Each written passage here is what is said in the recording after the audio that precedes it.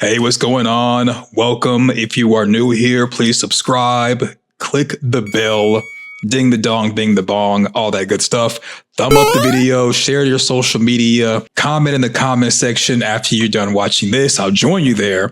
And also, thank you for channel members and thank you for becoming a channel member if you choose to do so after this video.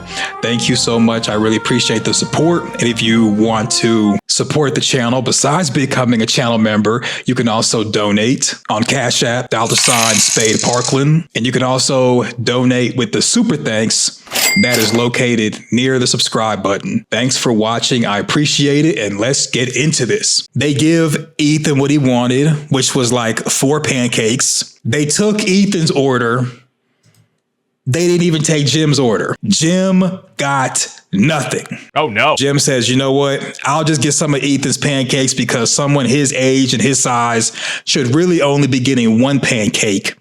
Y'all done gave him 4. Resources are scarce. They're giving him 4 pancakes because he's a child. He's the future. He gets all that. If Jim would have ordered some pancakes, they probably would have brought him 1, y'all.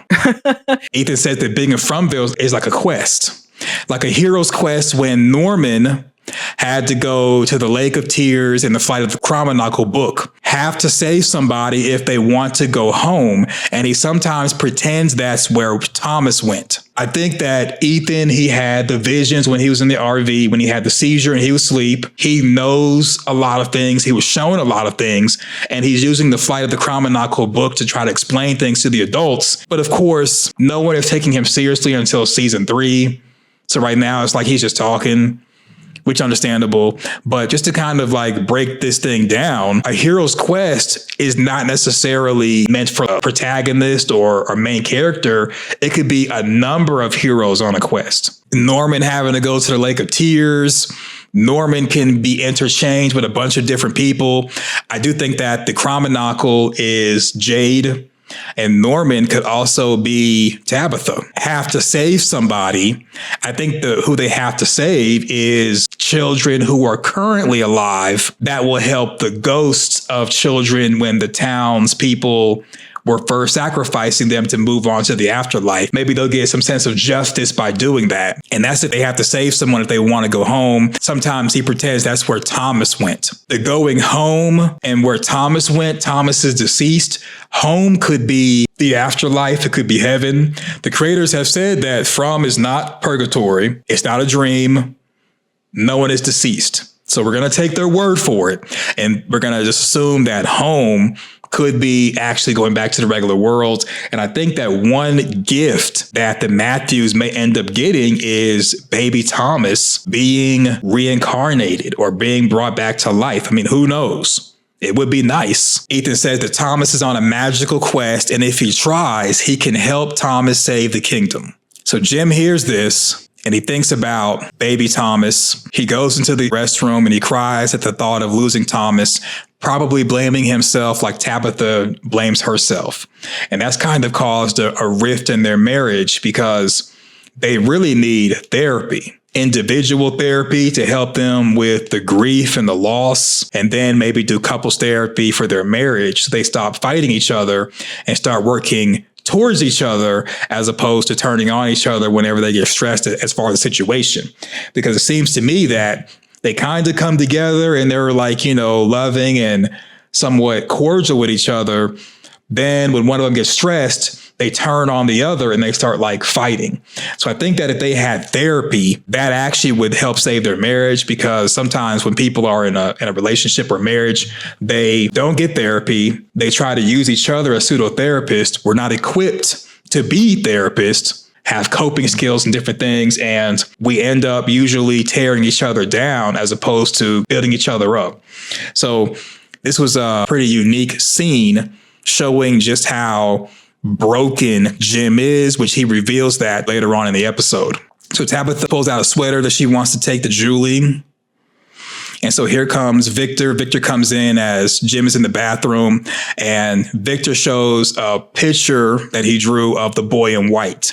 So Victor says the trees have moved 4 inches closer to Colony House, which I think foreshadows at the end of season 1 where Sarah and Boyd are in the tent And then they're moved to a spider's nest. And I think that it's the trees that moves them. To me, it's foreshadowed just with Victor saying that the trees have moved 4 inches closer to Colony House. And when it shows Ethan a picture of the boy in white, to Victor, that confirms the boy in white is real, because I think Victor thought it was a dream, because so much time has passed between seeing the boy in white, seeing other people, that he drew stuff to remember it. And of course, I mean, it's like 40 years have passed since he's been around civilization. Everything from his childhood would be like a blur or like a dream. Same thing with us. I can't remember everything. So writing it down would help remember stuff. With Victor looking like a 50-year-old man, it's kind of understandable that Jim would come back. He would see Victor, a 50-year-old man, sitting with his son, who's a kid, and be like, what's going on? And of course, Jim is the protective dad, not going to ask any questions. I wouldn't either. And this from Jim's perspective, just from Jim's perspective, it just seems kind of odd that a 50-year-old man is constantly harping around my son, whereas we know in the real world that kind of looks a certain way, and Jim responds in kind. So Jim scares Victor away and doesn't get any food for Tabitha to eat or himself. Jim has lost his appetite, doesn't get any food, doesn't let Ethan finish his food, kicks him out, and then Ethan is upset with his father. Julie tells Fatima that she thinks that she made a mistake in picking Colony House. I had no idea that I did the freeze frame with Fatima's face looking like that. It's crazy, isn't it? We all know you made a mistake. Okay. You wanted to get back at your parents. You wanted to be treated like an adult. You didn't realize that with being an adult, stuff gets snatched up and there's nobody going to take up for you. So Fatima explains to Julie that by doing laundry duty, she can get clothes back from Trudy and pick whatever she wants. So this is where Julie's like, you know, Trudy, she's taking my stuff. She's taking all the good clothes. I'm walking around with the same dress for a long time. Fatima says that by doing laundry duty, she can get whatever clothes she wants back from Trudy and pick whatever she wants. And so Tabitha rolls up. She wants to see her daughter, understandably. And Tabitha tells Julie she can go live with her family and that she has made a mistake. Now, even though Julie just told Fatima she thinks she made a mistake, Tabitha knows that Julie made a mistake. Julie's like, no. She crashes out and is like, I'm not going to go back. You're treating me like a child. And says that she always has to admit she is wrong so they can stick together as a family.